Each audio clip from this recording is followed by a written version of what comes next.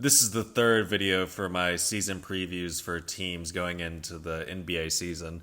Previously, I did the Lakers and the Timberwolves, and I'm probably going to be doing more. I just haven't decided what teams I'm going to do yet. But as for the Hawks, this video is going to go a lot like the Timberwolves video, where I'm just going to kind of recap last season, since that's going to help us understand and try to predict what's going to happen with the Hawks this coming season. And I'm going to talk about free agency some, because I didn't do like a free agency grade for the Hawks.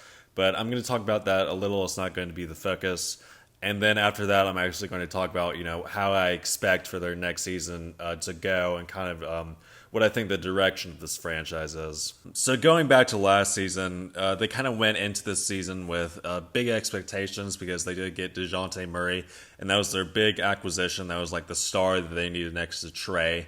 It didn't go so well in year one, and I think that a big part of just kind of this year being kind of disappointing for the Hawks is Nate McMillan and the drama he kind of had with, I guess, Trae Young and maybe other players on the team. I'm not exactly sure what was going on there, but it was clear that Trae Young was not rocking with Nate McMillan. There were stories that Trae Young was just not showing up to shoot arounds, and he was having big grievances with Nate McMillan, and it kind of seemed like the cliche where, like, the superstar just puts his foot down and says, it's me or this coach. And of course the Hawks are going to choose Trae Young in that situation, and I thought that was warranted. I don't think that Nate McMillan was the coach for this team. There was a time when he was. He kind of had a weird career with the Hawks, where he comes in like the middle of the 2020-2021 season, and then the Hawks have like the best winning percentage in the NBA or something close to that, and they climb up the seedings in the Eastern Conference to like fifth.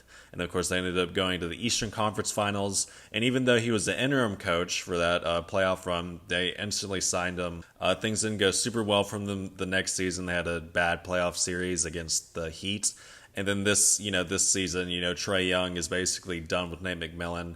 And, Nate McMillan, I think he gets a lot of kind of the small things wrong. I think he struggles kind of calling plays, whether it be like inbounds plays or regular plays, or just really calling timeout at the right time, kind of etc. It just doesn't feel like he's the coach that's going to do the little things that can get you deeper into the playoffs. And this all comes to a head at the All-Star break, where Nate McMillan is actually fired during the break, which is kind of funny. I don't really remember any coach ever being fired during the All-Star break, so it was odd, but I think that I speculate this was because they were able to get Quinn Snyder like immediately after this. They went straight into Quinn Snyder, and I think that's fine. I thought Quinn Snyder did a fine job in Utah during that Donovan Mitchell, Rudy Gobert era. It was really just Utah's terrible perimeter defense and their terrible perimeter defensive personnel that really led to Utah collapsing so many times in the playoffs. So I think this is a fine pickup and certainly an upgrade. Now the thing is that when they did get Quinn Snyder, they went 10-11, so just like 500, and they went 500 on the year anyway. At least by looking at their record, there wasn't like an immediately turn in the right direction, as like when they got Nate McMillan, their record was really, really good after they fired Lloyd Pierce. They then went on to finish the season with the 8th seed. They won the first play-in game to get the 7th seed, and they took the Celtics to 6 games, and of course we know the Celtics went to Game 7 of the Eastern Conference Finals, but I can't give the Hawks, too much credit for this, as I did think that the Celtics playoff run this year was not that impressive, and they mostly benefited from just, Doc Rivers and the Hawks just not being like a second round team or anything. They certainly finished the season better than they started, at least with kind of like their atmosphere and attitude about the future of this team.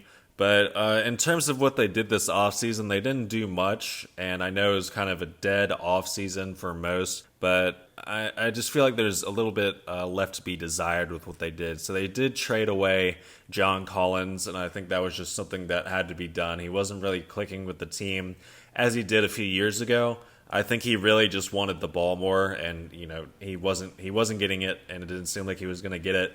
I think that also his play kind of diminished because he had a major finger injury. I forget exactly what the injury is called. I do remember it being very serious, and it was on his shooting hand, and it really seemed to affect his ability to shoot. So they traded him away for Rudy Gay, and I guess And the second rounder, I guess that's all they could probably get for them, so I can't fault them for that. But otherwise, they didn't really sign anyone. They signed Patty Mills and Wesley Matthews.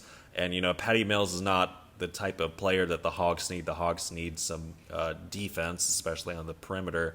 And, Wesley Matthews, is that someone you want to be playing in the playoffs at his age? So going into the next season, just looking at the roster just by itself, they didn't really get better. Now that they have Quinn Snyder, though, and assuming that Quinn Snyder kind of is going to be the same type of coach he was in Utah, I think this team will improve some and just kind of just how it flows. And I think he's going to get closer to getting like the maximum potential of this team, certainly more than Nate was doing last season. But this team still has a lot of inherent flaws, mainly with their defense.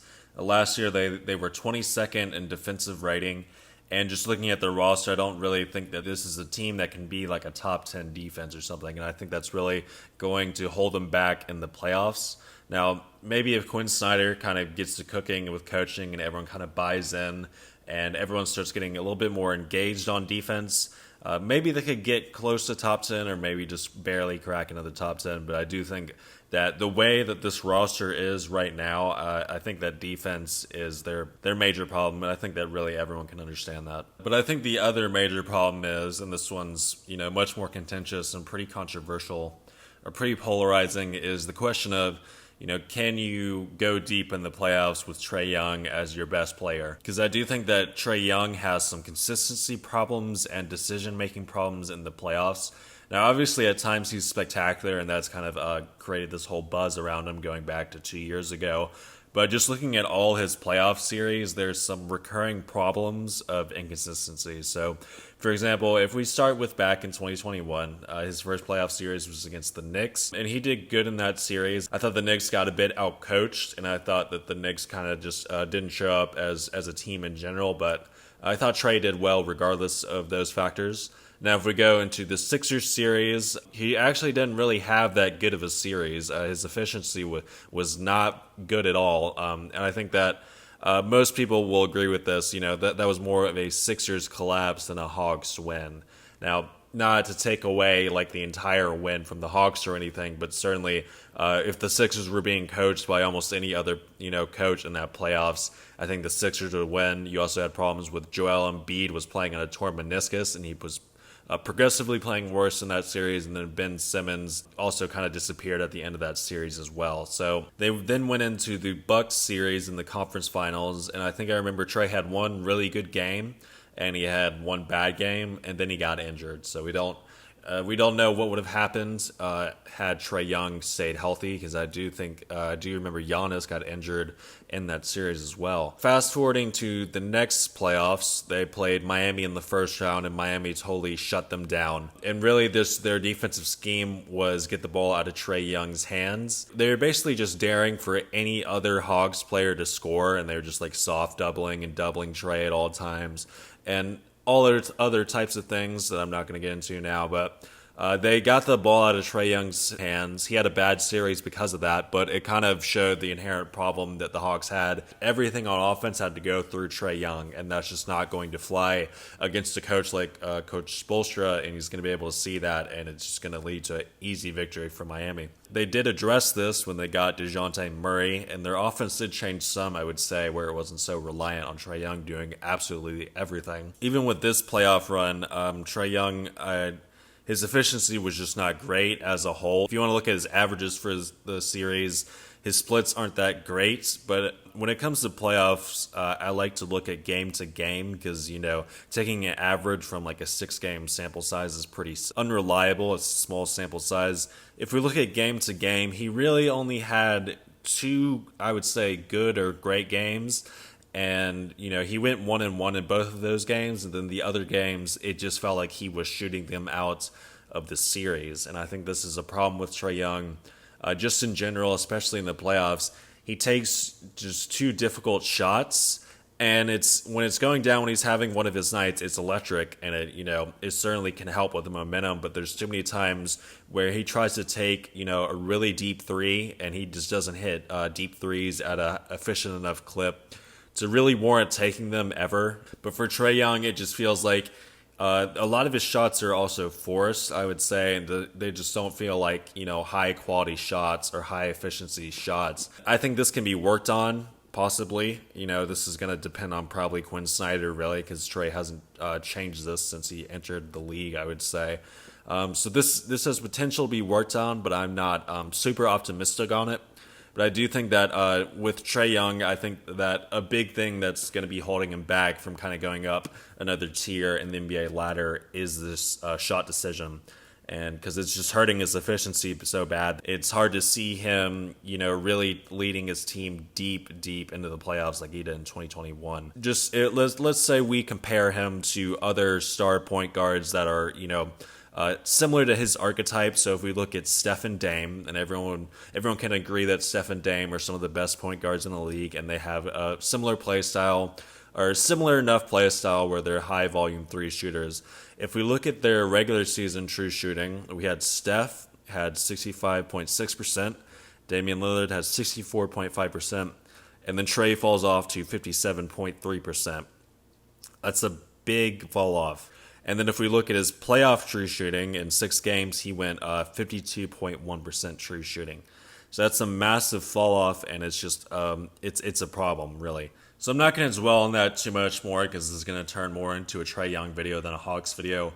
But you should know that my concerns, or I guess what I see as the biggest obstacles for the Hawks going forward, if they want to reach contending status, is that they need to improve their defensive personnel. I think Trae Young is going to have to change up his play style a little bit, especially in the playoffs, and he doesn't need to be taking such difficult shots. As for what I predict their season to go as, I expect them to get marginally better because they're going to be having a better coach.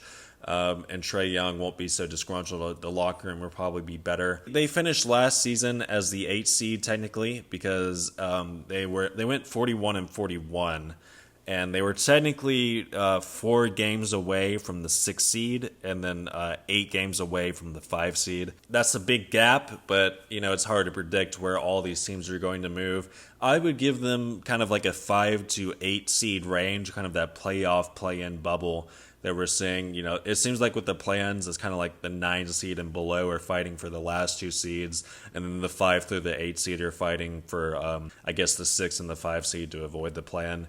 But I do think that they're probably going, I'm pretty confident they're going to make it into play-in, and they're not going to be in serious trouble of missing it.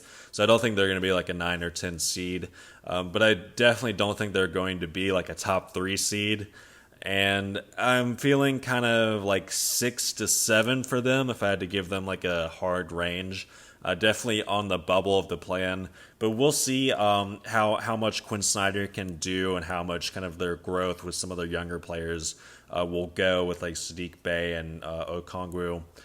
We'll see how that all goes. But I do think that this is probably a first round exit team, especially if they make the play-in. And they have to fight, they have to play either the 1 or the 2 seed. It's just going to be repeat. And it doesn't even mean, that they're bad necessarily. They're just having to face one of the best teams in the East. Now, I do think that if they get a 6th seed, they have a decent chance or a small chance of beating the 3 seed, depending on who it is. And I think if they get a 5 seed, I think they have like a 50% chance of beating the 4 seed or something, because usually kind of that 4 or 5 seed range in the playoffs is pretty competitive. But that's really what I think about what they're going to be doing next season. They have a very small chance at going to the conference finals if things really go their way, kind of like how it did in 2021. But I don't think that this is a team, just looking at it, considering all the factors, I don't think this is a team that can contend and even go to the finals. So I do think that, after this season, there needs to be not necessarily major changes, but they need to, make a few changes to the supporting cast and try to add some defense to this and hope that Trae Young gets a little bit more consistent in the playoffs. But anyway, if you enjoyed this video, please leave a like and subscribe if you want to see more videos in the future. Comment something if you have something to say. And thank you all for watching, and I guess I'll see y'all next time.